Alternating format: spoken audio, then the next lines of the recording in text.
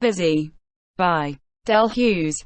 Public Accountant, 607 South Euclid Avenue, Bay City, Michigan. In 1943 I landed in a Veterans Hospital in Albuquerque, New Mexico, with 3 broken ribs and a punctured lung.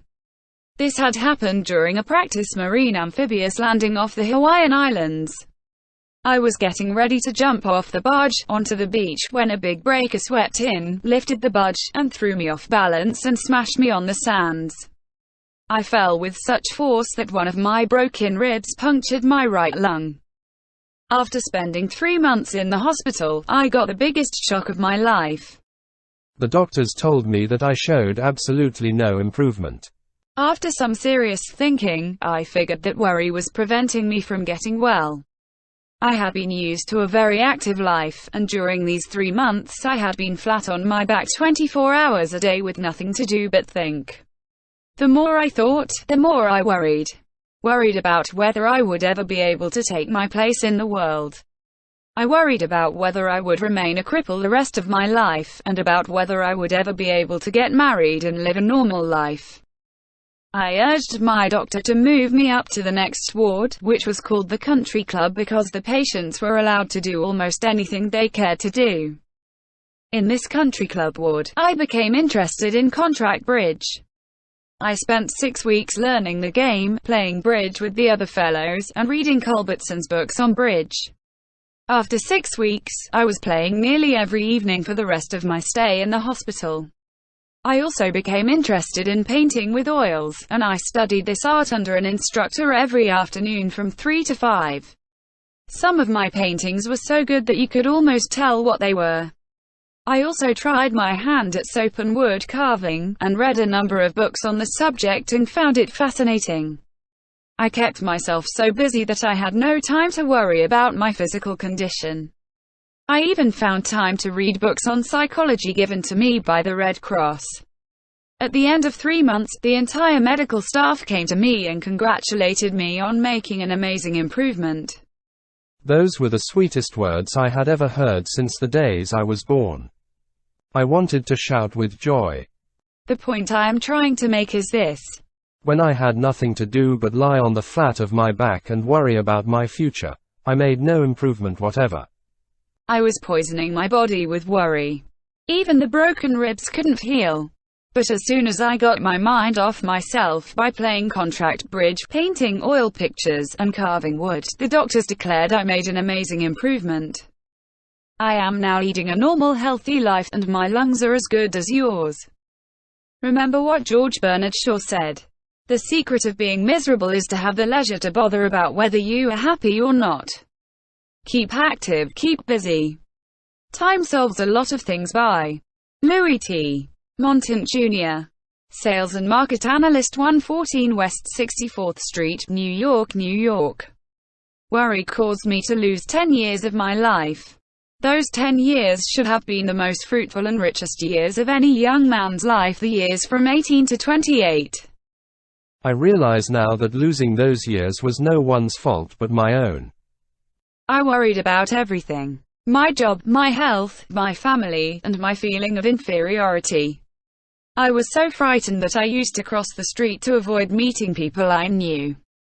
When I met a friend on the street, I would often pretend not to notice him, because I was afraid of being snubbed. I was so afraid of meeting strangers, so terrified in their presence, that in one space of 2 weeks I lost out on 3 different jobs simply because I didn't have the courage to tell those 3 different prospective employers what I knew I could do. Then one day 8 years ago, I conquered worry in one afternoon and have rarely worried since then. That afternoon I was in the office of a man who had had far more troubles than I had ever faced, yet he was one of the most cheerful men I had ever known. He had made a fortune in 1929, and lost every cent. He had made another fortune in 1933, and lost that. And another fortune in 1937, and lost that, too. He had gone through bankruptcy and had been hounded by enemies and creditors. Troubles that would have broken some men and driven them to suicide rolled off him like water off a duck's back. As I sat in his office that day 8 years ago, I envied him and wished that God had made me like him. As we were talking, he tossed a letter to me that he had received that morning and said, "Read that." It was an angry letter, raising several embarrassing questions. If I had received such a letter, it would have sent me into a tailspin.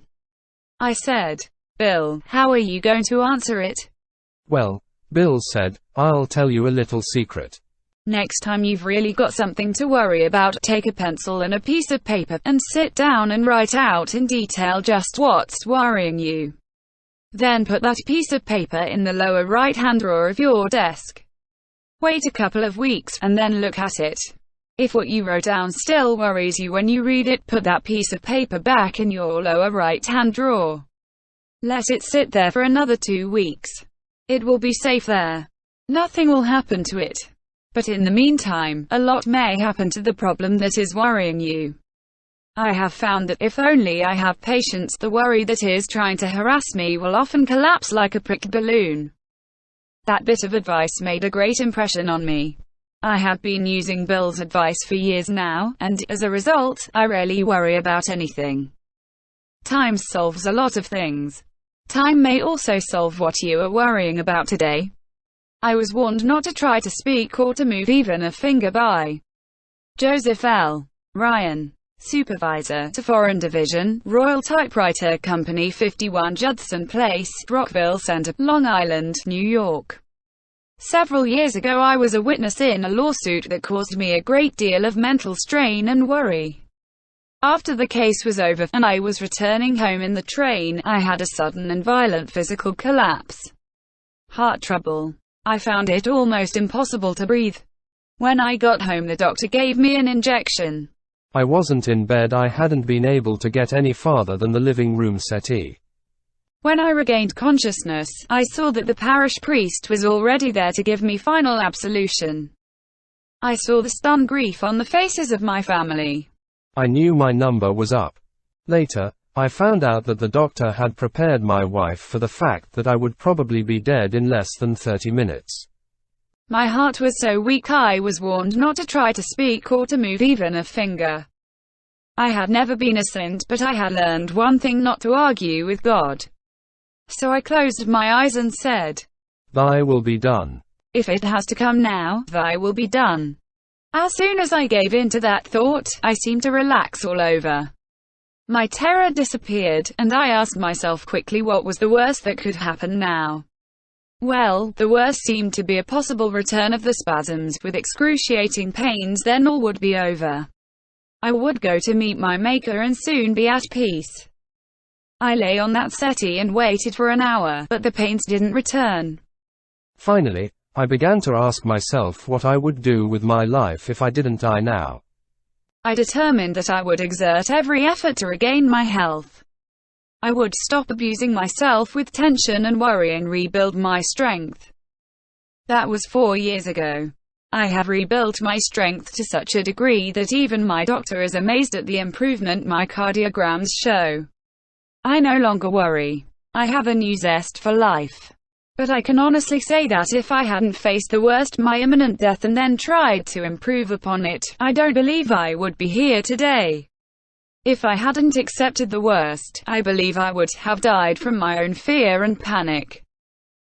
Mr. Ryan is alive today because he made use of the principle described in the magic formula: face the worst that can happen. I am a great dismisser by Ordway Ted, Chairman of the Board of Higher Education, New York, New York. Worry is a habit that I broke long ago. I believe that my habit of refraining from worrying is due largely to 3 things.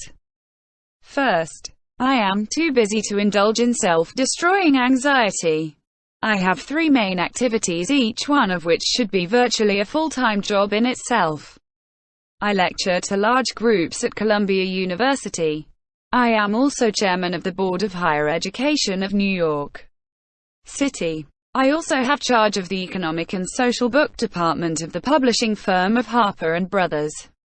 The insistent demands of these 3 tasks leave me no time to fret and stew and run around in circles. Second, I am a great dismisser. When I turn from one task to another, I dismiss all thoughts of the problems I had been thinking about previously. I find it stimulating and refreshing to turn from one activity to another. It rests me. It clears my mind. Third, I have had to school myself to dismiss all these problems from my mind when I close my office desk. They are always continuing. Each one always has a set of unsolved problems demanding my attention. If I carried these issues home with me each night, and worried about them, I would destroy my health. And, in addition, I would destroy all ability to cope with them. Ordway Ted is a master of the 4 good working habits. Do you remember what they are? If I had stopped worrying, I would have been in my grave long ago. By Connie Mack. I have been in professional baseball for over 63 years. When I first started, back in the 80s, I got no salary at all. We played on vacant lots, and stumbled over tin cans and discarded horse collars. When the game was over, we passed the hat. The pickings were pretty slim for me, especially since I was the main support of my widowed mother and my younger brothers and sisters. Sometimes the ball team would have to put on a strawberry supper or a clam bouquet to keep going. I have had plenty of reason to worry. I am the only baseball manager who ever finished in last place for 7 consecutive years. I am the only manager who ever lost 800 games in 8 years. After a series of defeats, I used to worry until I could hardly eat or sleep. But I stopped worrying 25 years ago, and I honestly believe that if I hadn't stopped worrying then, I would have been in my grave long ago. As I looked back over my long life, I was born when Lincoln was president. I believe I was able to conquer worry by doing these things. 1. I saw how futile it was. I saw it was getting me nowhere and was threatening to wreck my career. 2. I saw it was going to ruin my health. 3. I kept myself so busy planning and working to win games in the future that I had no time to worry over games that were already lost. 4. I finally made it a rule never to call a player's attention to his mistakes until 24 hours after the game. In my early days, I used to dress and undress with the players. If the team had lost, I found it impossible to refrain from criticizing the players and from arguing with them bitterly over their defeats. I found this only increased my worries. Criticizing a player in front of the others didn't make him want to cooperate. It really made him bitter. So, since I couldn't be sure of controlling myself and my tongue immediately after a defeat, I made it a rule never to see the players right after a defeat. I wouldn't discuss the defeat with them until the next day. By that time, I had cooled off. The mistakes didn't loom so large, and I could talk things over calmly and the men wouldn't get angry and try to defend themselves. 5. I try to inspire players by building him up with praise instead of tearing him down with fault-finding.